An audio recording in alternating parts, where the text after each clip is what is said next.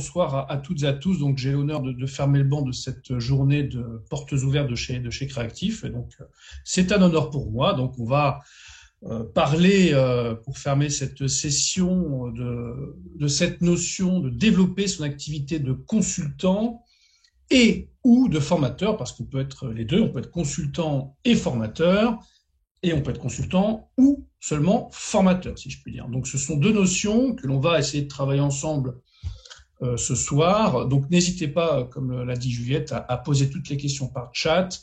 Et je me ferai bien évidemment un plaisir d'y répondre à l'issue donc de cette entre guillemets mini-conférence. Donc, comme l'a dit Juliette tout à l'heure en préambule, il est vrai que chez Créactif, on a développé cette formation, devenir consultant et formateur pour une simple et bonne raison, c'est qu'il y a de la demande.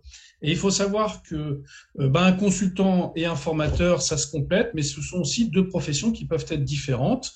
J'entends par là, par exemple, la formation professionnelle est une profession qui se réglemente de plus en plus. Donc, il faut un minimum acquérir, si vous voulez, des connaissances de ce qui se passe en formation professionnelle, et ça ne s'improvise pas. Et je vous invite particulièrement à vous rapprocher de Créactif parce qu'effectivement, on a développé un module extrêmement pertinent.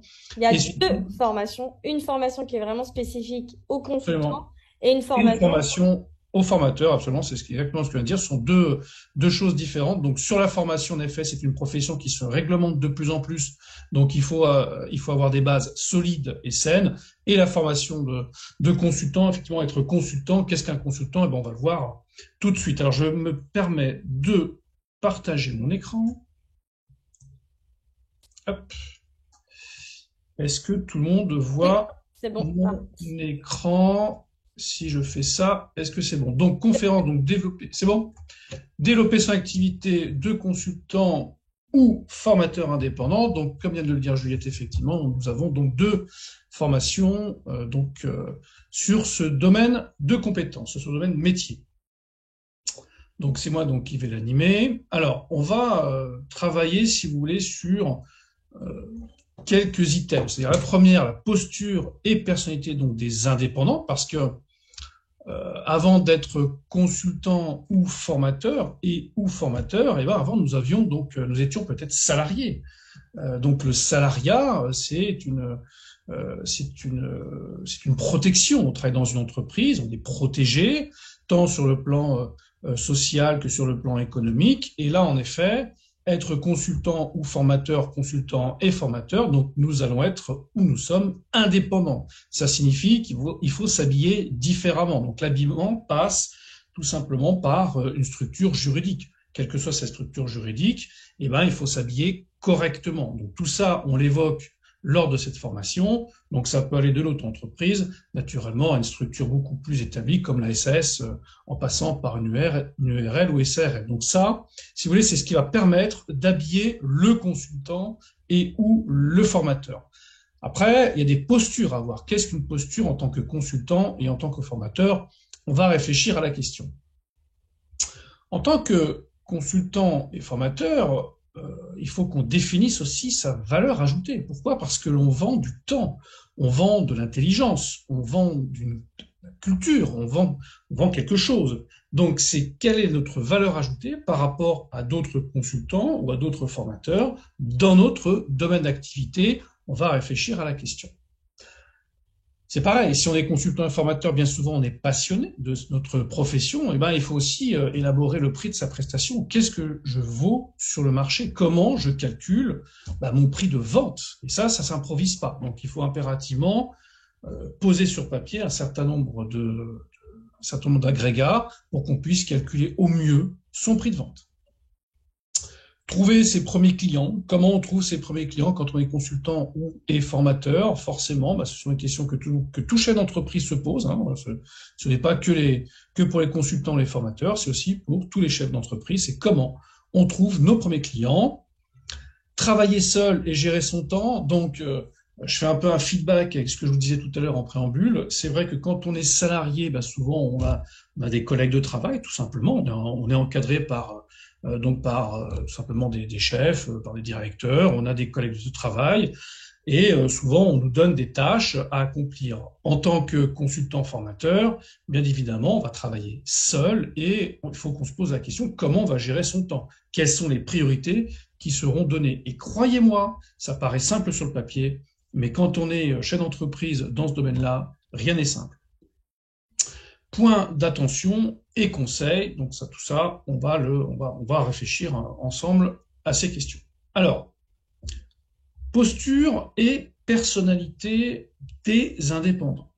Alors, on nous dit quoi? Donc, l'ère du consultant ou du formateur généraliste touche à sa fin. Les demandes des entreprises deviennent de plus en plus pointues. Évidemment, moi qui suis consultant formateur depuis maintenant quelques années, je m'aperçois en effet que de plus en plus, les entreprises, alors je fais beaucoup de conseils et de formations dans tout ce qui est un domaine assez précis, c'est tout ce qui est fiscalité, comptabilité, gestion, particulièrement la fiscalité, et on voit que les entreprises à l'époque avaient des demandes relativement généralistes sur la compta, la gestion ou la fiscalité, et de plus en plus, les entreprises réclament des consultants ou des formateurs très pointus dans un domaine d'activité.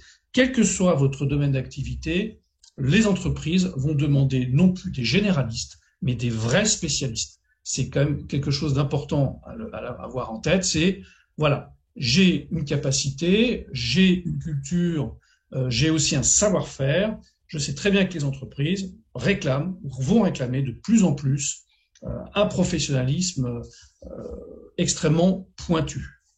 Donc, on nous dit que la meilleure définition du consultant formateur aujourd'hui est celle du T-man de Peter Drucker, c'est-à-dire en clair avoir les épaules larges, c'est-à-dire la barre horizontale du T, entendez une culture générale de l'entreprise, et celle-ci doit être fondée sur une expertise solide, fondamentale. Votre réussite passera naturellement par votre expertise, par vos connaissances sur le sujet. Alors, vous allez me dire, vous pourriez penser qu'être consultant formateur, c'est être extrêmement précis sur un point très précis. Non, on peut très bien avoir, si vous voulez, un compas ouvert à 360 degrés, et si votre prestation ou si votre formation, vous n'arrivez pas réellement à la calibrer par rapport à la demande du client, c'est pareil, ce sont des points que l'on évoque ensemble chez Créactif lors de cette formation. On va vous donner une méthode de travail, on va vous donner un cadre. Parce que c'est vrai qu'un consultant formateur peut partir très vite dans des méandres et finalement, in fine, votre client ne sera pas satisfait. Donc, les épaules larges en clair, donc culture générale de l'entreprise, c'est fondamental, et surtout une expertise solide dans votre domaine d'activité, c'est aussi fondamental. Alors, les traits de personnalité donc du consultant et du formateur, c'est quoi? On n'est pas que sur un domaine technique. C'est pas qu'une technicité.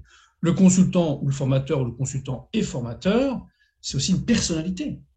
C'est ça qui est important. On demande d'un consultant, d'un formateur, certes, une excellence, naturellement, dans son domaine d'activité, mais on va demander aussi une personnalité. Quelle est votre personnalité? Et bien, en premier lieu, un consultant et un formateur doivent être intègres.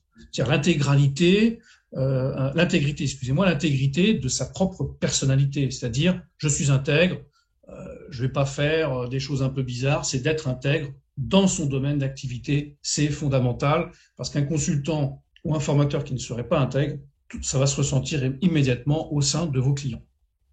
D'être organisé, l'organisation, c'est un peu la pierre angulaire naturellement du consultant et du formateur. Une bonne organisation va vous permettre de tracer vos programmes de consulting et vos programmes de formation, et surtout de pouvoir développer de façon pérenne et sereine votre activité. Donc l'organisation, c'est primordial. La réflexion, c'est-à-dire toujours être en veille, toujours être curieux de ce qui se fait et ce qui va apporter une certaine réflexion dans votre domaine d'activité. Donc la réflexion aussi, c'est un maître mot. Je réfléchis tant à ma technicité qu'à ma propre personnalité, comment je peux tailler de plus en plus ma pierre brute, c'est-à-dire arriver à quelque chose de vraiment très lissé, de polissé pour pouvoir apporter une valeur ajoutée à mes clients. Excellent communicant, fondamental. On ne vend pas que de la technicité. On ne vend pas qu'un bouquin. On ne vend pas un rendu. Il faut aussi communiquer. Un consultant et un formateur doit être impérativement un excellent communicant.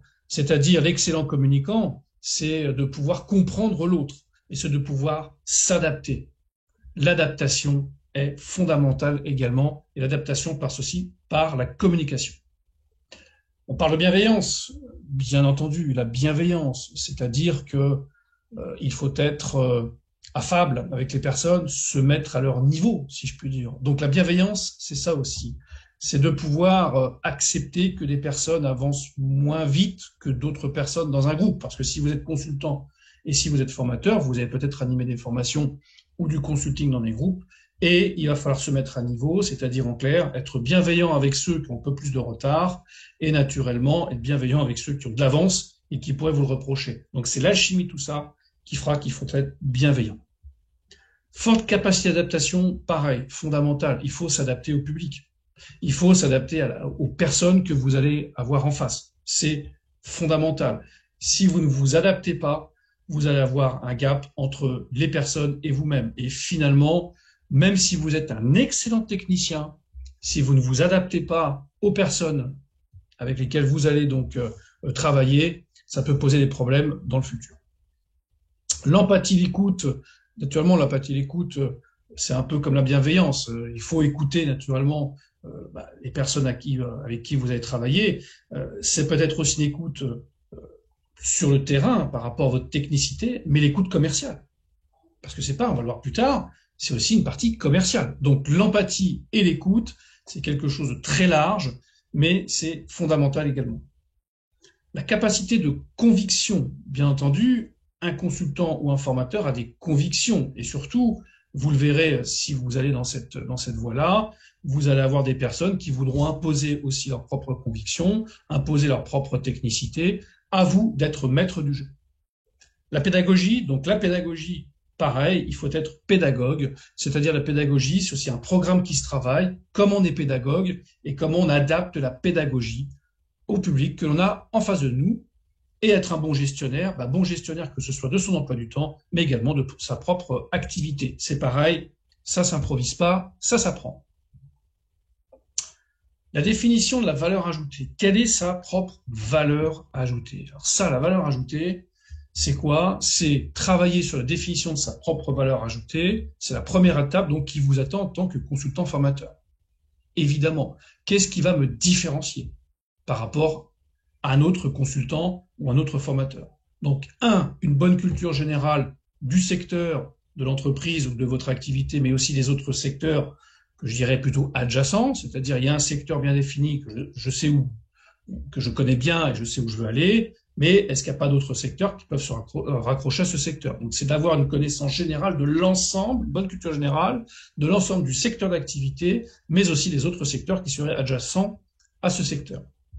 Expérience et créativité, clairement. Donc, la valeur ajoutée, c'est l'expérience que l'on a dans le domaine de compétences et la créativité. Alors, la créativité, c'est quoi? C'est comment je bâtis un programme de travail, comment je bâtis un rapport, comment je bâtis un rendu à mes clients. Donc, il faut être aussi créatif, c'est-à-dire en clair, il faut rendre un rapport qui soit un peu sexy, quelque chose qui soit qui accroche. Donc, il faut être aussi un peu créatif. Bon, c'est toujours le cordonnier qui est le plus mal chaussé. Moi, je sais que de mon côté, je suis assez peu créatif. Donc, si je suis assez peu créatif, dans ces cas-là, je demande à ce que l'on m'aide à pouvoir proposer donc des programmes de travail ou des rendus plutôt jolis et créatifs.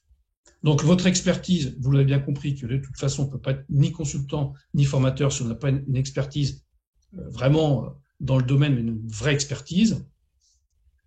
Un regard extérieur. Alors, le regard extérieur, qu'est-ce que c'est? C'est-à-dire que on n'a pas la science infuse et on peut de temps en temps se tromper et on peut prendre un mauvais chemin. Donc, n'hésitez pas aussi à demander ce qu'il y a un regard extérieur, soit d'un de vos pairs, si je peux m'exprimer ainsi, soit un regard extérieur de quelqu'un qui est complètement différent ou complètement à côté de votre activité et qui aura un regard également bienveillant qui vous dira oui, effectivement, je comprends ce que tu veux dire ou je ne comprends pas. Donc, ce qui va vous permettre aussi de vous remettre en cause. D'avoir sa valeur ajoutée, une vraie valeur ajoutée, c'est aussi sa propre remise en cause et en question sur certains programmes et sur une certaine pédagogie. Ça s'apprend. Donc, du conseil sur mesure et dans un langage adapté, naturellement, vous êtes, j'imagine bien, très technique, il faut adapter votre langage. C'est-à-dire, on va vulgariser votre technicité pour que la personne en face puisse naturellement parler le même langage que vous. Et si la personne comprend, ça veut dire que vous avez réussi votre mission. Donc, inciter les chefs d'entreprise à prendre plus d'initiatives, bien évidemment, confidentialité et discrétion. Un consultant informateur se doit d'être discret, c'est-à-dire qu'on va appeler le secret professionnel. C'est très important de l'avoir en tête. Motivation et conscience professionnelle, il faut être bien entendu motivé pour être dans ce cœur de métier-là. Si on n'est pas motivé, ça va se ressentir parce que c'est un métier aussi avec une appétence humaine. Alors, pourquoi vous? Bonne question. Hein. Donc, quelle est la valeur ajoutée de votre prestation? Donc, les éléments de différenciation. Alors, on a un certain nombre d'éléments de différenciation. Vous avez quoi? Donc, dans ces éléments de différenciation, c'est comment je vais me différencier par rapport à la concurrence. Parce que c'est comme ça, il faut se différencier. Donc, si vous arrivez à différencier votre offre de service en tant que consultant ou formateur indépendant, vous pourrez donc imposer un tarif plus élevé, améliorer votre visibilité et faciliter les recommandations. Dans ce métier-là, en tant que consultant et formateur, naturellement, les recommandations, c'est le cœur du métier. C'est-à-dire que si vous êtes bon, on va vous recommander naturellement. Donc, il est important de pouvoir se différencier. Et si on parle argent, en effet, le fait de se différencier, vous allez pouvoir imposer un tarif plus élevé et votre client ne rechignera pas naturellement à vous régler ce tarif plus élevé par rapport à d'autres concurrents. Pourquoi? Parce que vous allez vous différencier peut-être dans votre technicité ou tout simplement dans votre approche humaine. Donc le ROI, donc c'est ce qu'on appelle un retour sur investissement. Donc quels sont les bénéfices attendus tels que le retour sur investissement prévisionnel? Donc pour un consultant, gain de temps, parce qu'on vend du temps. Augmentation de la qualité, très important. Il faut se remettre toujours en question sur la qualité de travail vis-à-vis des clients. La satisfaction client, évidemment. Baisse des coûts, hausse de la marge. Alors, en règle générale, un consultant, ce qu'il facture, c'est un taux de marge de 100%. Mais quand même, on peut arriver à des coûts, par exemple, des coûts indirects qui pourraient remettre en cause effectivement votre activité. Parce que l'activité de consultant, on va le voir tout à l'heure, c'est une activité, il faut chercher à avoir la redondance. Pour un formateur, donc, c'est monter en compétences. Bien entendu, un formateur, c'est une transmission. Un consultant, c'est du conseil. Un formateur, c'est naturellement une transmission de savoir. Donc, il faut monter en compétences, avoir une meilleure productivité, la baisse des coûts, l'autonomie et l'amélioration continue. Ce sont des critères, naturellement, qu'on appelle des critères Calliope. Ça doit peut-être vous parler pour celles et ceux qui veulent devenir formateurs. Donc, ce sont des critères donc qualitatifs donc pour un formateur, car je le répète, la profession de formateur est en train de se réglementer durement. Donc, être formateur, c'est vraiment une transmission, et cette transmission, il faut aller vraiment vers la valeur ajoutée. Donc, objectifs et motivation, donc comprendre les objectifs individuels et les motivations personnelles de votre interlocuteur peuvent vous aider à convaincre d'acheter votre prestation, évidemment. Alors, on a une prestation, nous sommes des techniciens et nous sommes aussi des humains doués naturellement de compréhension, nous sommes affables, nous sommes bienveillants, mais enfin, ça ne fait pas tout. À un moment, qu'est-ce que l'on fait? Il faut qu'on commence à réfléchir à comment j'élabore le prix de ma prestation. Et c'est ce qu'il y a de plus dur. C'est ma prestation, comment je me situe par rapport à la concurrence. Alors souvent, quand j'anime des formations chez Créactif pour devenir consultant ou formateur, on me dit, vous savez, je prends attache auprès de la concurrence. Bon, alors, on apprend comment on fait différemment. Il ne faut pas spécialement prendre toujours attache auprès de la concurrence. Pourquoi? Parce que ça veut dire que vous n'arrivez pas à situer votre propre prestation, ce qui est plutôt ennuyeux. Donc, il faut qu'on réfléchisse, si vous voulez, sur l'élaboration de son prix de vente. C'est pareil, ça s'improvise pas, ça se travaille, ça se calcule, et on va vous donner donc des bases de travail là-dessus pour avoir naturellement un prix de vente. Moi, je le fais quand je l'anime. Moi, je suis un homme de chiffres, on fait des calculs. Voilà, on a une prestation. Alors, chaque personne, chaque consultant ou chaque formateur actuellement a des coûts différents. Et on va calculer déjà un point mort, et ce point mort va pouvoir calculer donc un prix de vente. Donc, ça ne s'improvise pas. Donc, votre temps de la valeur, donc un prix. Ce qui est tout à fait vrai. Donc, vous vendez vos services, vous vendez des prestations, tout ce que vous voulez, graphisme, informatique, conseil ou autre. Vous démarrez, vous ne savez pas combien facturer vos prestations, ce que je peux comprendre. Donc, le prix va être un mélange des trois données, des trois agrégats. Le prix de votre travail, oui, un prix de mon travail, combien je vaux? Le prix que votre client est prêt à payer, très important. Alors, je sais que je vaux peut-être tant, mais est-ce que mon client est prêt à payer tant? Et le prix fait la concurrence. Et si le client n'est pas prêt à payer tant, peut-être qu'il jouera avec la concurrence. Sauf si vous démontrez que votre prestation est supérieure à la concurrence, donc ça a un coût. C'est l'alchimie de tout ça qui fera que vous allez réussir dans le domaine, et on vous donne des clés effectivement lors de cette formation, bien évidemment. Donc, on va faire un petit calcul très simple, très théorique, naturellement. Bon, alors la principale charge d'un consultant d'informateur, c'est quoi? C'est sa rémunération. En général, vous n'avez pas besoin de matériel pour produire, vous n'avez pas besoin de machine-outil pour produire. On produit l'intelligence. Donc, forcément, le principal coût d'un consultant d'informateur, c'est sa masse salariale. Alors, si on fait un petit calcul, donc vous êtes consultant indépendant et vous souhaitez vous verser un salaire de 40 000 euros net. Je dis bien net. Prenons un nombre moyen de jours travaillés sur l'année égal à 220 avec un taux de jour facturé donc à 60% et des charges sociales égales à 45%, ce qui est vrai, le taux de charge sociale de 45%. N'oubliez pas une chose, il y a une chose qu'il faut que vous devez savoir, et si vous savez ça en partant ce soir, j'ai appris plein de choses, c'est que on se verse un salaire net. Il faut naturellement le traduire en brut. Pourquoi? Parce que dessus, on va avoir donc des charges sociales. Donc, on va vous donner un exemple très simple. Donc, salaire net cible, c'est ce qu'on veut, 40 000 euros. On va calculer naturellement les charges sociales attenant ces 40 000 euros net. Grosso modo, les charges sociales seront donc de 18 000 euros, c'est-à-dire qu'on va avoir une masse salariale globalement donc de 58 000 euros. Si on prend globalement des frais annexes, c'est-à-dire des frais fixes, qui représentent globalement, et c'est vrai c'est à peu près ça, 15% du chiffre d'affaires total. Donc, on va calculer naturellement donc des montants de frais à hauteur de 10 235 euros, voire toujours un peu plus haut, parce qu'en général, on gère toujours un peu plus de frais. Donc, on va arriver, si vous voulez, à un montant de chiffre d'affaires à réaliser de 70 000 euros. Vous voyez? Donc, c'est comme ça, on vous donne des pistes pour pouvoir calculer vos prix de vente. Lors de cette formation, on va vous donner des pistes pour calculer vos prix de vente. Des fois, on a des surprises. Bonnes ou mauvaises, mais des fois on a des surprises selon vos coûts fixes. Donc, nombre de jours de mission, 132, on arrive grosso modo à un tarif journalier donc de 516 euros. Voilà, c'est un exemple très simple, vous allez pouvoir vous en référer, et naturellement on va vous donner des pistes lors de cette formation. Alors, quand on élabore son prix, donc équilibre entre la production d'une mission, donc le chiffre d'affaires, et les tâches liées au développement de son activité, donc de consultant, sans chiffre d'affaires associé. Donc très important, c'est que ce que vous allez facturer. Alors je sais que ça fait très commerçant, souvent c'est ce qu'on dit aux commerçants, quand on est dans le milieu comptable, on dit aux commerçants, attention, ce que vous touchez, c'est pas de l'argent pour vous, c'est ce qu'on appelle du chiffre d'affaires. Et bien vous, c'est exactement la même chose. Quand vous allez toucher des honoraires liés à votre mission de consulting ou liés à votre formation, vous allez toucher les honoraires, c'est ce qu'on va appeler d'un chiffre d'affaires. Le chiffre d'affaires, on va enlever un certain nombre de charges et ça va vous donner donc un bénéfice en règle générale. Donc, attention, ce que vous facturez, c'est pas ce que vous allez toucher, c'est du chiffre d'affaires, quel que soit d'ailleurs votre statut juridique, bien entendu, parce que ça, comme tout à l'heure je vous disais, que c'est l'habillement c'est le statut juridique. Donc, il faut bien aussi le travailler.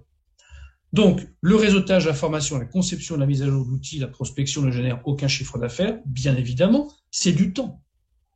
Nous vendons du temps.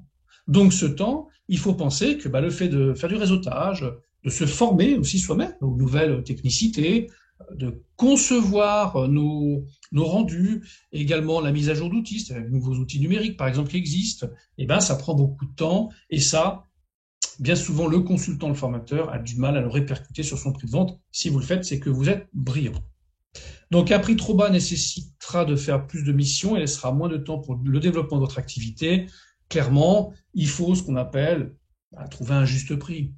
Pas un prix trop bas qui va malheureusement générer une déperdition de temps aux consultants ou aux formateurs. Et si vous avez pris trop bas en plus de ça, vous allez donc vous fatiguer et de prendre en compte naturellement la donnée numéro 2, c'est-à-dire de concevoir vos rendus, de concevoir vos formations, va prendre beaucoup de temps et si vous avez un prix trop bas, vous allez avoir un taux de rentabilité très faible. Et là, ça peut être quand même très dangereux.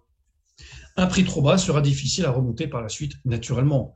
Un client, vous allez lui annoncer un prix, vous vous rendez compte que vous n'êtes pas du tout dans les cordes avec ce prix, je vous défie d'aller renégocier les tarifs auprès donc de vos clients. C'est pour ça que dès le départ, qu'on soit consultant ou formateur ou les deux, dès le départ, il faut calculer un prix de vente qui va correspondre à tout simplement votre train de vie. J'ai tant de charges, je veux tant de rémunération, combien je peux ou je dois facturer donc mes prestations. Ça s'apprend. Alors j'avance parce que je suis très bavard et il est déjà 18h27. Donc, trouver ses premiers clients. Oui, bien évidemment. Comment on fait pour trouver donc ses premiers clients? Alors, ces premiers clients, clairement, alors ça, je vous parle en tant qu'expérience. En général, on part déjà, quand on s'installe en tant que consultant formateur, avec déjà des clients que l'on a sous le coude. C'est-à-dire des personnes qui veulent travailler en amont déjà avec vous. Hein, faire un peu effet boule de neige. C'est-à-dire qu'une personne qui veut travailler avec vous va parler de vous à d'autres prospects.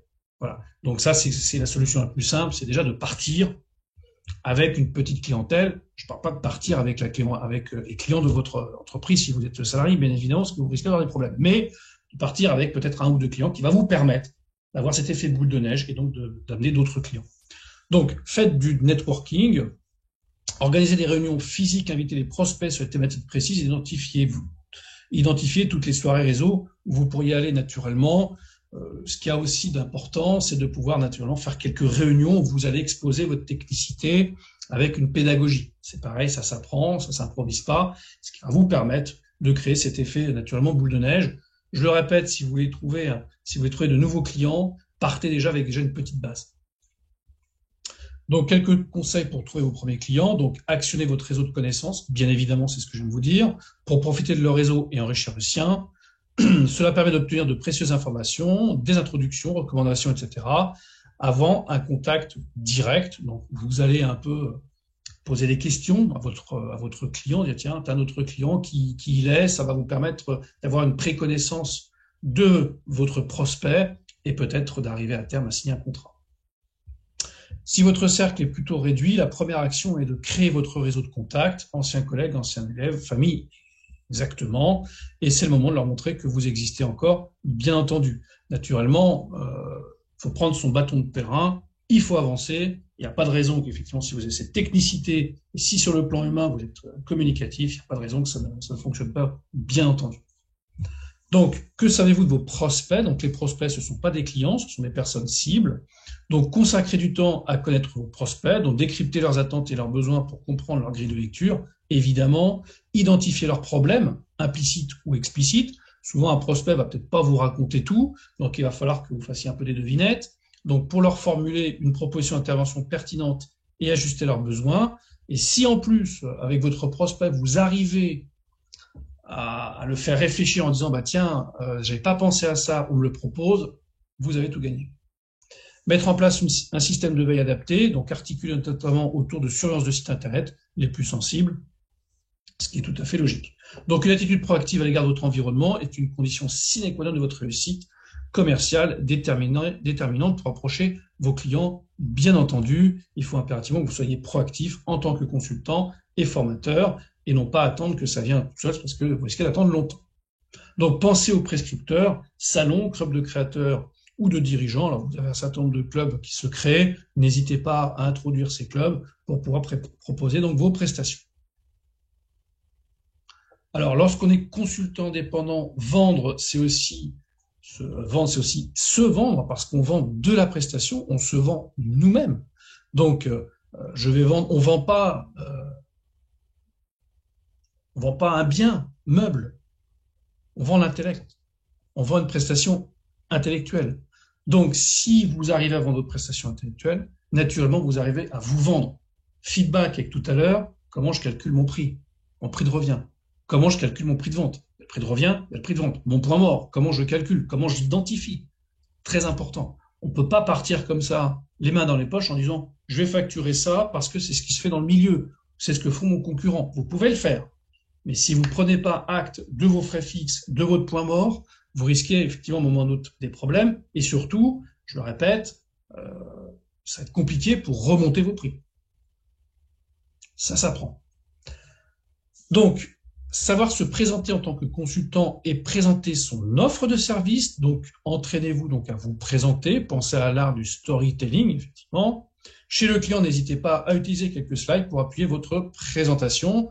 Donc, c'est de se présenter la personne, l'homme, avec un grand H, tel que l'on est nous, mais après, de démontrer que vous êtes technique et de démontrer que le prospect, il est entre de bonnes mains. Donc ça, c'est vraiment l'alchimie de tout ça, c'est de pouvoir se présenter soi-même et de présenter donc les services que l'on va donc offrir à la clientèle. Quand on a dit tout ça, vous voyez, c'est pas rien, hein, c'est complet. C'est vraiment un environnement très complet et complexe. Donc ça s'apprend. Alors, travailler seul et gérer son temps, oui, en préambule, je vous disais que avant d'être consultant ou formateur, on était peut-être salarié, donc dans un environnement relativement confortable. Là, ça va être un peu différent, parce que là, on va être sans filet. Donc, travailler seul et gérer son temps. Et quand on travaille seul, souvent, on peut papillonner. On peut aller sur les réseaux sociaux, par exemple. Ça va vous prendre des heures. Et les heures que vous passez sur les réseaux sociaux, vous ne les passez pas à produire du contenu. On peut se dire, tiens, aujourd'hui, j'ai pas envie de travailler, je vais aller faire un petit tour. Bon, c'est pareil. Vous pouvez le faire, c'est bien. Ça vous permet aussi ça va vous permettre naturellement de pouvoir décompresser. Mais attention, il faut bien, naturellement, encadrer votre temps. Donc, le manque de temps n'est rien d'autre qu'un manque de priorité, effectivement, de définir ses propres priorités. Et après, c'est le travail de planning. Et ça, c'est pareil. Ce travail de planning, ça s'apprend. Ça s'apprend par matière. Donc, pourquoi gérer son temps? Donc, consultant formateur, vous serez avant tout indépendant. Je le répète, et c'est très important.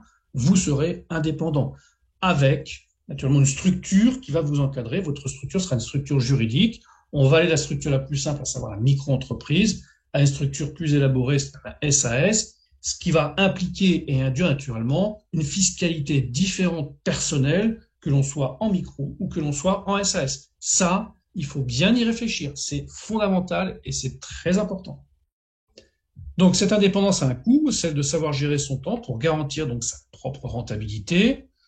Pour une meilleure utilisation, le temps doit d'abord être consacré à des tâches prioritaires, entrant de façon certaine dans le champ des objectifs fixés. Donc, il est important de comprendre l'emploi de son temps afin de savoir ce que l'on fait, ce que l'on va faire et comment on va le faire. Donc, tout ça, ça se travaille. Alors, je pense que je suis pas en avance. Donc, exemple d'organisation, donc gestion du temps, donc lister les tâches que vous devez réaliser, bien évidemment, puis classer-les selon l'urgence et l'importance, donc urgent, pas urgent, bon, et ensuite intégrer-les dans la matrice Eisenhower, donc le nom du célèbre général. Bon, ça c'est une piste, mais vous pouvez après, ce qu'il faut, c'est que vous soyez à l'aise quand vous gérez votre temps et quand vous gérez votre organisation. Par exemple, il peut y avoir Outlook, entre autres. Donc, c'est de bien gérer son temps, ses urgences, ce qui est urgent, pas urgent, et vous allez être confronté, et je vous parle d'expérience, souvent à des déperditions de temps cachées. Par exemple, vous avez des clients qui vont vous appeler tout le temps et qui vont donc casser, si vous voulez, votre rythme de travail. Et souvent, vos clients vont dire « Ah oui, mais ça, c'est urgent ».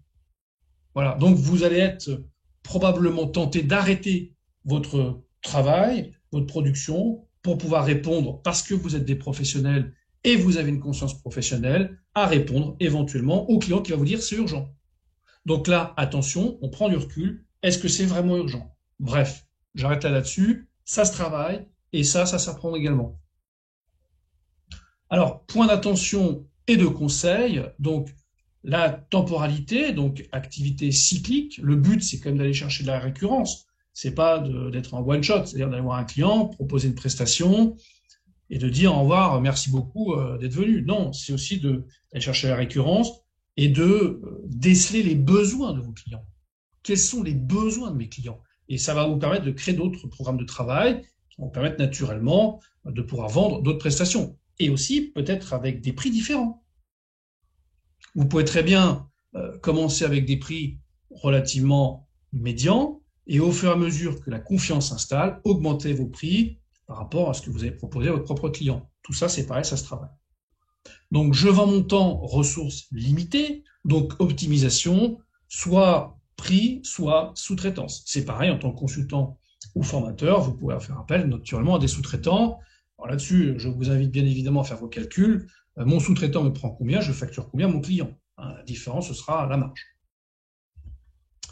Mixer des missions à court, moyen et long terme, bien entendu, c'est de définir des programmes de travail qui vous permettront, alors c'est toujours dans le but de la récurrence, à mixer des missions à court terme, moyen terme et long terme, c'est-à-dire vous rendre, entre guillemets, je sais que c'est un terme un peu galvaudé, mais vous rendre presque indispensable à un client en disant c'est une vraie valeur ajoutée. Donc, je vais faire appel à cette personne parce que c'est une vraie valeur ajoutée qui va vous permettre naturellement de facturer sur du long terme.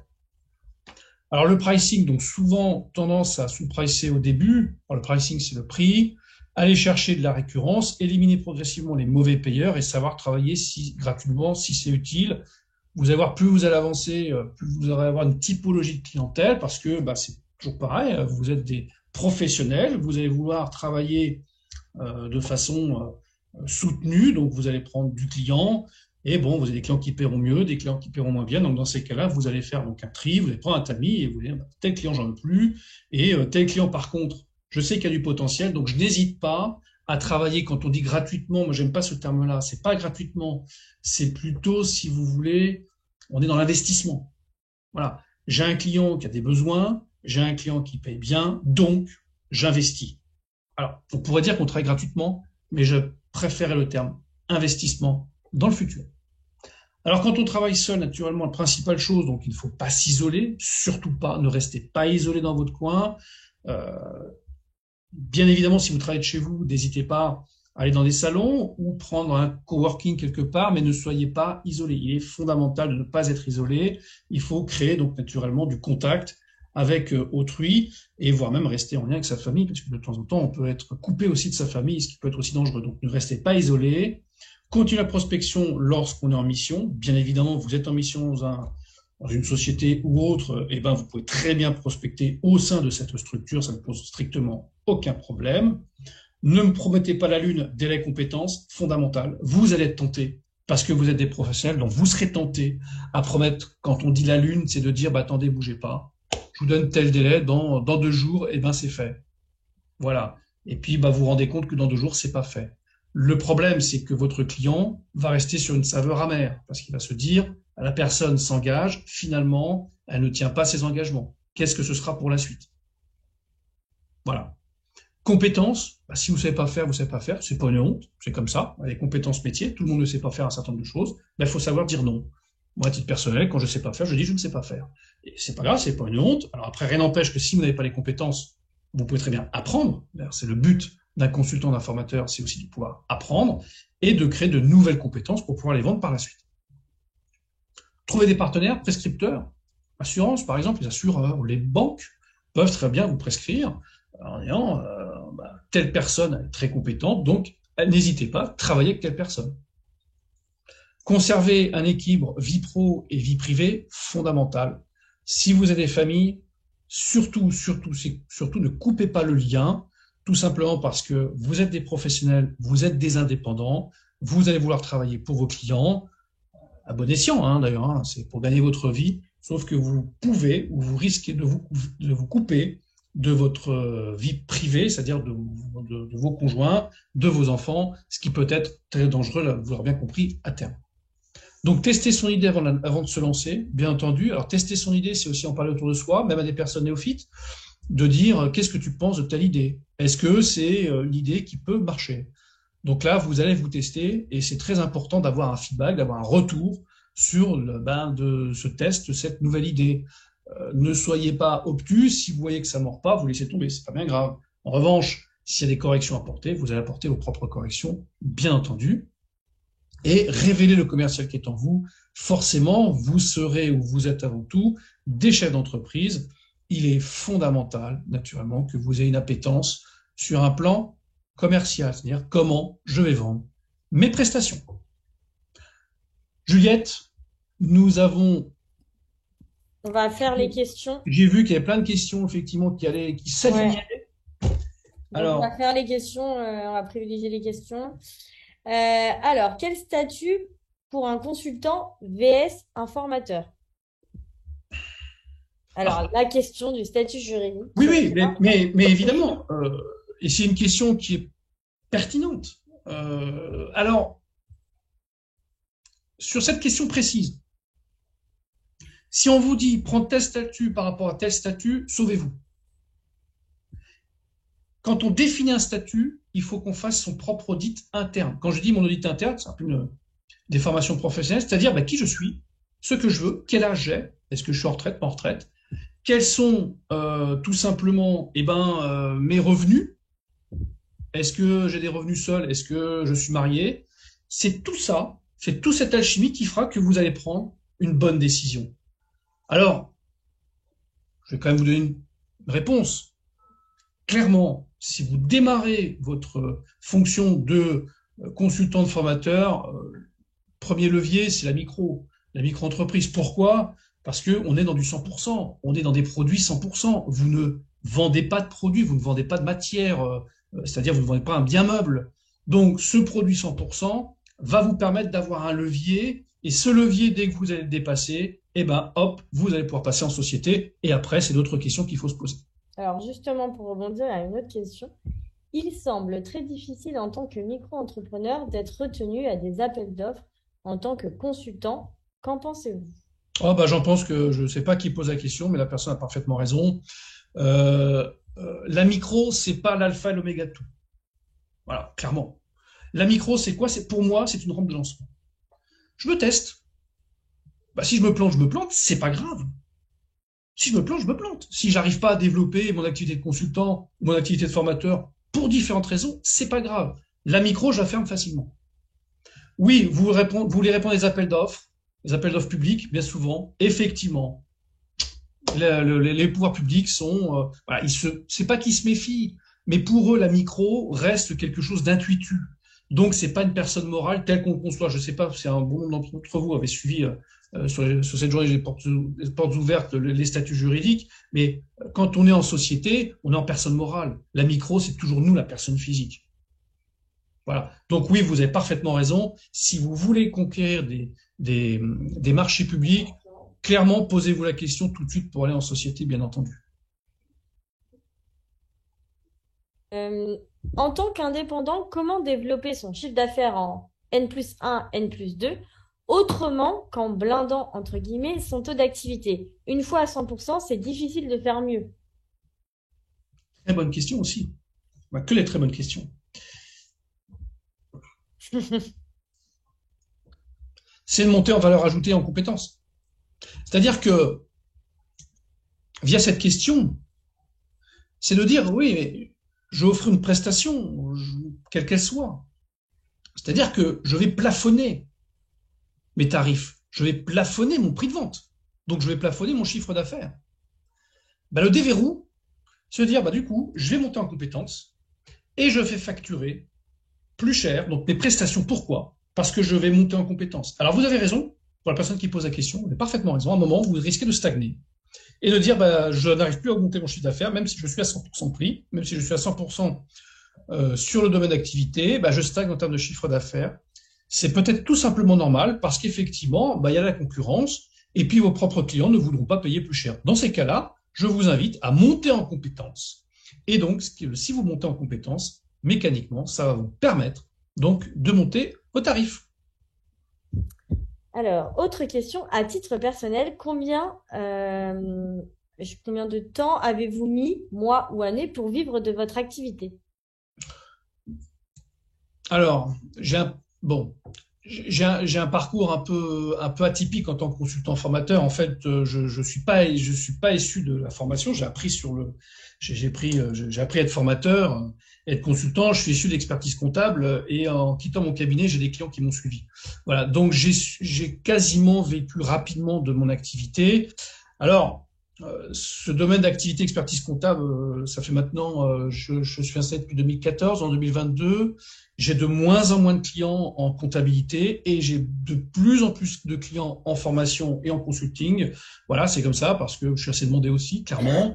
Il fait que si je suis demandé, ça veut dire que la prestation était de qualité. Donc, vous pouvez clairement en vivre très rapidement Si vous partez, et c'est pour ça que j'insiste, je pense qu'il faut avoir un langage de vérité. Si je vous dis, vous inquiétez pas, vous pouvez en vivre tout de suite, quittez votre boulot, vous en vivez tout de suite, je vous mens. Moi, je suis quelqu'un, j'ai un langage de vérité. Je vais vous dire, il faut se former correctement pour être consultant ou formateur, parce qu'en plus, la formation, c'est une profession qui se réglemente. Et deuxièmement, si vous voulez commencer cette activité-là, je pense que vous l'avez vu tout le long de la journée, vous avez des possibilités. Et ces premières possibilités, c'est de toucher le Pôle emploi pendant 2 ans, qui va vous permettre de développer une clientèle. Donc finalement, partez avec un embryon de clientèle, touchez le Pôle emploi pendant 2 ans si vous êtes salarié, bien entendu, qui va vous permettre d'avoir un levier pour, au bout de la 2e ou 3e année, de vivre de votre activité. Et en théorie, ça devrait le faire sans trop de difficultés. Merci pour ta réponse. Quels frais prévoir lorsqu'on se lance en tant que formateur et quel est le statut juridique le plus sécurisant sur le plan fiscal, déduction de frais de fonctionnement, impôt sur chiffre d'affaires? Alors, impôt sur le chiffre d'affaires. Il n'y a pas d'impôt sur le chiffre d'affaires. Bon, c'est pas grave, c'est pas grave. Ça s'apprend aussi quand on démarre son activité. Le chiffre d'affaires, c'est on déduit les charges et là on a un résultat. Il n'y a pas d'impôt sur le chiffre d'affaires en tant que tel. Par contre, pour être précis et clair avec vous, Est-ce que tu tout as des frais dépend. types? Pardon, Est-ce que tu as des frais types où tu sais que tu vas en avoir quand tu te lances comme formateur? j'en parle. Alors, clairement, vous vendez quoi? Vous vendez la prestation. Vous vendez de l'intelligence. Il y a des consultants et des formateurs qui ont quasi zéro frais, mis à part leur rémunération. D'ailleurs, les principaux frais, entre guillemets, que vous allez avoir, c'est votre rémunération, votre salaire. Combien vous allez, il vous faut combien pour vivre? Il va falloir prévoir la charge sociale. Ce sont les principaux frais. Après, en termes de frais ou d'investissement, je serais tenté de dire, alors, ne lésinez pas, alors ça c'est mon côté un peu connecté, ne lésinez pas à investir dans du matériel informatique performant. Par exemple, moi, tous les 3 ans, je change mes ordinateurs. Pourquoi? Parce que mon ordinateur, il allumait du lundi au dimanche. C'est comme ça. Donc, tous les 3 ans, il faut investir dans du matériel performant. Ça, je vous invite à le faire si vous voulez être en plus crédible vis-à-vis de vos clients, parce que ça, c'est très important. Et surtout, si vous voulez pas avoir de problèmes techniques. Donc, pour répondre à la deuxième question, le statut le plus protecteur, c'est un statut sociétal qui peut être une SARL ou une URL, ou une SAS ou une SASU. Et je ne vous dirai pas, prends ça par rapport à ça, pour une simple et bonne raison, c'est que je vous ne connais pas. Et si je ne vous connais pas, je ne peux pas vous permettre de dire, prenez ça, tel statut ou tel statut. Je ne sais pas, est-ce que vous êtes jeune, pas jeune, est-ce que vous voulez des dividendes, pas dividendes? Si vous voulez des dividendes, me voilà en SAS. Si vous voulez prendre une rémunération de gérance qui vous coûtera un peu moins cher en charge sociale, prenez une SARL. Je pense que vous avez dû en parler un peu plus tôt dans la journée. Mais effectivement, pour être clair avec vous, si vous voulez un statut beaucoup plus protecteur pour vous et votre famille, tout simplement, parce qu'effectivement, le fait d'être indépendant, on est chef d'entreprise, et si on est chef d'entreprise, on prend des risques. Soyez en mode sociétal. Mais commencez, comme on est la prestation, commencez par la micro, ça va très bien. Et si vous voyez que vous arrivez à développer votre chiffre d'affaires, naturellement, passez en société. Et pour vous rassurer, il y a très peu de frais. Après, vous pouvez prendre des locaux, hein. Vous pouvez prendre des locaux, vous pouvez prendre un bureau, un grand bureau, petit bureau, comme vous voulez, pour une domiciliation. Mais les principaux frais que l'on a en tant que consultant informateur, c'est sa propre rémunération. Merci, Patrice. Si on a des revenus très fluctuants, faut-il échelonner ces facturations en les morcelant pour ne pas avoir des chiffres d'affaires mensuels trop fluctuants? Y a-t-il un impact sur le plan fiscal? Alors, vous parlez en riche, c'est bien. Vous êtes un gestionnaire, je ne sais pas qui a posé la question, mais c'est une question d'un gestionnaire. Effectivement, là, je parlais tout à l'heure de la récurrence. Si vous avez de la récurrence et qu'au final, vous facturez tous les mois, que vous avez des rentrées d'argent tous les mois, très bien. Bon, après, si vous avez des clients qui vous demandent des factures régulièrement, vous pouvez facturer au mois, au trimestre. La seule chose sur un plan fiscal, c'est quoi? Ou sur un plan comptable, c'est l'enveloppe annuelle. Voilà, vous avez une enveloppe annuelle de chiffre d'affaires, on va déduire vos charges, vous aurez un résultat. Donc que vous facturiez tous les mois, tous les 3 mois ou tous les 6 mois, c'est pas le problème, c'est l'enveloppe annuelle qui fera votre chiffre d'affaires. Vous ne serez taxé, si vous êtes en société, bien entendu, sur le chiffre d'affaires généré de l'année, moins les charges générées de l'année, vous donnera un résultat, et ce résultat, soit vous serez imposé à l'impôt sur le revenu, soit à l'impôt sur les sociétés. C'est pareil, ça s'improvise pas, ça s'apprend. Sinon, si vous êtes en auto-entreprise, bien évidemment, c'est l'argent que vous avez touché, vous serez taxé dessus en tant que micro-entreprise et cet argent va vous permettre de vivre. Donc, ne faites pas un cauchemar des rentrées d'argent. Pensez surtout que si vous êtes en société, c'est annuel. Est-ce qu'il y a d'autres questions pour Patrice sur tout ce qui est consultant, activité de consultant ou de formateur indépendant? N'hésitez pas. Enfin, c'est vrai que cette dernière partie est une partie plus métier. C'est un domaine qu'on n'arrive pas souvent à palper. On dit bon, j'ai une compétence, j'ai l'âge pour, je vais peut-être quitter mon boulot parce que je veux lancer ma propre activité. N'hésitez pas. N'hésitez pas. Si vous avez une technicité, si vous avez un peu de clientèle, une vraie technicité et que vous savez qu'à un moment ou à un autre ça va mordre, n'hésitez pas une seconde. On en a Euh, besoin en plus. Frédéric a dit la réforme du 1er mai et la disparition du statut d'auto-entrepreneur a-t-il été bénéfique à ce secteur? Alors, le statut d'entrepreneur n'a pas été supprimé, il a été modifié en micro-entreprise, ce qui est un peu différent. Parce que on est dans la sémantique, si je puis dire. Ce sont les seuils d'imposition qui ont été relevés. Euh, Clairement, moi je le dis ouvertement, quand on commence son activité de consultant de formateur, le statut de micro est pas mal, hein. D'autant plus qu'ils ont relevé les seuils de façon très importante. Tout à l'heure, je suis arrivé un peu en avance et Marc disait, pour les LMNP, il disait, oui, mais alors vous risquez d'avoir un coût de comptable, ce qui est vrai. Et quand on est en société, eh ben, oui, effectivement, il faut tenir une comptabilité, c'est une obligation. Alors, soit vous êtes comptable, vous la faites vous-même, pas de problème. Soit vous n'êtes pas comptable, vous déléguez ça à un cabinet qui va vous prendre des honoraires. Donc, ça fait partie des frais fixes. Par contre, si vous êtes en micro-entreprise, pas besoin de délégation à un cabinet comptable. Vous déclarez votre chiffre d'affaires, terminé. Donc, ça a plutôt été propice au développement, justement, de cette profession de consultant de formateur, entre autres, bien entendu, entre autres. Alors, une autre question, devons-nous réseauter essentiellement avec d'autres consultants qui peuvent être nos concurrents? Oui, alors, je répondrai par une complémentarité. Bon, si vous allez commencer à réseauter avec un consultant qui est votre concurrent, vous comprendrez bien qu'il pourra très bien prendre pour lui-même les clients que vous auriez levés éventuellement. Non. Par contre, n'hésitez pas à être complémentaire. Soyez complémentaire. Et là, oui, je suis parfaitement d'accord avec la personne qui pose la question. Réseauter avec des formateurs complémentaires dans des domaines d'activité. Par exemple, moi, je suis consultant formateur, je le répète, bon, sur un domaine, bon, je prends le domaine très précis de la comptabilité et la gestion au sens large. Je n'aime pas le social, je n'aime pas le droit social, c'est comme ça. Et puis, j'aime pas. Voilà, quelque chose que j'aime pas. Ben, je travaille avec une consultante qui fait que ça, qui fait que du RH. Et ben, on travaille en bonne intelligence. Voilà. Donc, réseauter avec des consultants, oui. Bon, évitez quand même que ce soit des concurrents directs, vous comprenez bien pourquoi. Par contre, n'hésitez pas à réseauter avec des consultants qui soient complémentaires à votre activité. Et là, vous pouvez faire quelque chose de bien, effectivement. Alors, on va faire les dernières questions. Quelles sont les nouvelles contraintes pour devenir formateur? Ah, alors, la formation, effectivement, alors ça, on en parle beaucoup dans cette formation pour être formateur, parce que Créatif propose cette formation pour être formateur, dont moi j'officie au passage. Alors, j'ai une société qui est Calliope. Donc, Calliope, c'est quoi? C'est un peu maintenant le passage obligé des organismes de formation, sauf si vous êtes formateur indépendant et que vous faites que la sous-traitance. C'est encore un peu différent. Mais si vous voulez vraiment être organisme de formation, il faut passer par Calliope. Calliope, c'est quoi? C'est tout simplement des critères de qualité pour tout ce qui est organisme de formation. Voilà. Ce qui est, moi, à titre personnel, je trouve ça très bien, parce qu'il y a de la formation, il y a à boire, il y a à manger, il y a de tout. Vous savez, moi, des fois que je passe derrière certains formateurs, je me rends compte qu'ils sont pas du tout à jour en termes de compétences.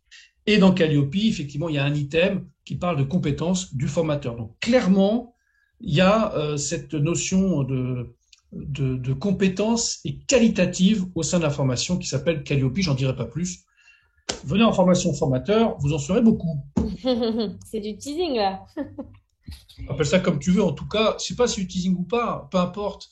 Moi, je dis toujours, pour faire les choses bien, il faut être formé ou avoir une vraie compétence professionnelle, clairement. Voilà, point. Si on ne sait pas faire, c'est pas grave, ça s'apprend. Et c'est vrai que, et on va plus vite quand on est formé en plus. On va plus vite. Et pour tout vous dire, on a lancé la formation Devenir formateur, qu'on a fait évoluer en 3 mois, qui est maintenant certifiante, parce qu'en fait, aujourd'hui, on nous demandait une formation certifiante. Donc, vous avez la possibilité de passer une certification. Et cette formation a été aussi rallongée. Elle est passée de 35 à 56 heures, donc c'est 8 jours de formation. Pourquoi? Bah parce que pareil, il y a eu des demandes sur on vous forme à créer votre entreprise de formateur indépendant, mais aussi au métier. Vraiment, pour le coup, c'est vraiment une formation métier. On vous apprend à animer une formation, créer des supports de formation, créer votre offre et tout ça. On allait beaucoup plus loin que le stade de la création d'entreprise parce que c'était vraiment une demande. Donc en 3 mois, on a très fait vite, enfin on a vraiment fait évoluer très vite la formation. Donc aujourd'hui, elle est vraiment certifiante et elle est plus longue, voilà, plus longue ce qui était à la base. Voilà. Consultant, on peut se permettre de faire un format plus court et qui dure que 5 jours. Voilà, mais comme l'activité de formateur, comme l'a dit Patrice, devient de plus en plus réglementée, on a été obligé aussi de notre côté, évoluer. Alors, les dernières questions, ce qui reste que 3 minutes. Est-ce que LinkedIn est un bon moyen d'atteindre des prospects? Je pense, je pense que c'est un levier. C'est un levier, clairement. Après, il faut être dessus, hein. Bon, mais vous êtes peut-être sur LinkedIn que sur Facebook, vous allez me dire. Mais enfin, c'est un levier. Ça peut être un levier pour trouver des prospects. Ouais, bien sûr. Moi, j'en reçois souvent des petits messages de personnes qui essaient de prendre tâche auprès de moi. Bon, oui, c'est un levier, bien évidemment. Mais c'est du temps de passer. Mais ça peut être un bon levier, effectivement. Principal levier pour moi, c'est le bouche à oreille. Clairement, si vous voulez En vraiment recommandation. recommandation bouche à oreille, clairement, ça, c'est franchement, là, si vraiment vous êtes bon, c'est imparable. Imparable. Qu'est-ce que vous pensez des plateformes de mise en relation entre consultants et clients? Oui, très bien. Alors, il y a Malte, je crois, qui est une plateforme qui met en relation les consultants et les clients. Bah, très bien, bien évidemment. Il faut. Attendez, si vous êtes consultant, alors je sais que souvent on est consultant ou formateur, ou je prends le cas d'un consultant, le consultant est très métier. Il a une technicité, franchement, qui n'est plus à démontrer. Par contre, bah ouais, mais le consultant, il y a aussi le côté commercial. Donc le côté commercial, en effet, bah, comment on fait pour pouvoir capter des clients? Donc oui, ça peut être une très bonne opportunité d'être sur un réseau effectivement qui met en relation consultants et clients. Ceci étant dit, et pour finir là-dessus, soyez quand même prudents des personnes qui prennent la tâche auprès de vous, bien entendu. Prenez pas comme argent comptant, comme on dit, les personnes qui viennent auprès de vous et qui pourraient vous amener dans des méandres, vous perdez trop de temps et finalement pour arriver à rien, quoi. Donc soyez aussi très pragmatique de ce côté-là. Alors, il y avait une petite question pour le programme de la formation. On vous a mis le lien pour la formation Devenir formateur si vous voulez vraiment avoir en détail tout le programme. Là, vous avez une introduction. On a essayé de créer des synergies entre les deux formations parce qu'il y a quand même des points communs. Et puis, certains sont à la fois consultants et formateurs et d'autres sont vraiment sur chacune des deux activités. En tout cas, merci beaucoup, Patrice, pour cette conférence. Je t'en prie, merci à toutes celles et ceux qui sont restés jusqu'au bout. Je constate qu'il y a quand même quasiment 90 personnes, ce qui est bien. Je ne m'attendais pas du tout à ça. C'est très, très bien. Non, bah, nous aussi, on est très contents. Très, très bien. En tout cas, merci pour votre attention. Ça peut être long. Et pour finir sur cette session, naturellement, n'hésitez pas, si vous êtes un jour consultant ou formateur, n'hésitez pas à passer le pas, bien évidemment. Mais en revanche, faites les choses bien et soyez encadrés. Partez du bon pied, quoi. Partez du bon pied. C'est pour ça que c'est important de se faire accompagner. Et donc, vous pouvez retrouver Patrice donc, sur la formation de devenir consultant, sur la formation de devenir formateur. Et après, il va intervenir dans d'autres formations un peu plus généralistes sur la création d'entreprise pour tout ce qui est, par exemple, juridique Ah oui. ou voilà, un peu de C'est ma genèse, le juridique. Voilà. Voilà, c'est comme il est expert dans ce domaine-là, on le positionne aussi sur ces thématiques-là. Voilà, donc on espère que ça vous a plu. N'hésitez pas à prendre pour les derniers qui se sont connectés pour cette session-là. Oui, bien sûr que Patrice intervient sur les formations à distance, évidemment. Aujourd'hui, vous avez vu quelques formateurs parmi les 40 de chez Créatif. On a essayé de vous montrer que voilà, chaque formation a été animée par un formateur différent aussi pour que vous voyez que en fait, il y a plein de formateurs différents, avec des profils différents, des expériences différentes, des âges aussi différents. Voilà, et ils sont tous experts dans leur domaine, et ils sont tous chefs d'entreprise. C'est aussi ça la forte valeur ajoutée de Créatif, et c'est ça qui nous distingue en fait des autres organismes de formation. Donc, bah, n'hésitez pas. On espère vous retrouver bientôt chez Créatif cet été ou à la rentrée pour les bonnes résolutions. Et puis, vous pouvez prendre rendez-vous avec, il reste encore quelques petits créneaux, prendre rendez-vous avec nos conseillers formation si vous souhaitez avoir plus de détails sur le contenu même des formations, sur quelle formation faut vous orienter en fonction de votre profil et vos besoins, sachant que tous les apprenants chez Créatif ont vraiment des parcours sur mesure. Voilà. Et puis voilà, on est là aussi pour vous aider à faire financer votre formation, parce qu'on sait que c'est aussi décisif. Donc, nos conseillers sont là pour vous aider, en tout cas, à trouver le financement le plus possible, le mieux possible selon votre profil. Et puis voilà, je pense qu'on peut clôturer cette journée. Merci beaucoup d'avoir tenu jusqu'à 19h. Et puis, à très bientôt. Et voilà, vous recevrez les présentations demain par mail. On va juste vous demander de répondre à un petit questionnaire de satisfaction. Et à la fin, vous pourrez télécharger tous les supports. Et on vous communiquera aussi. Donc, je vous invite à nous suivre sur les réseaux sociaux. Comme ça, vous serez prévenus en avant-première quand les replays seront en ligne sur notre chaîne YouTube et sur le site internet. Voilà, donc ça sera sûrement la semaine prochaine. Merci beaucoup. Au Merci à revoir. toutes et à tous. Merci, Excellente au continuation de revoir. week-end à vous. Au revoir. Merci, Patrice. Ciao.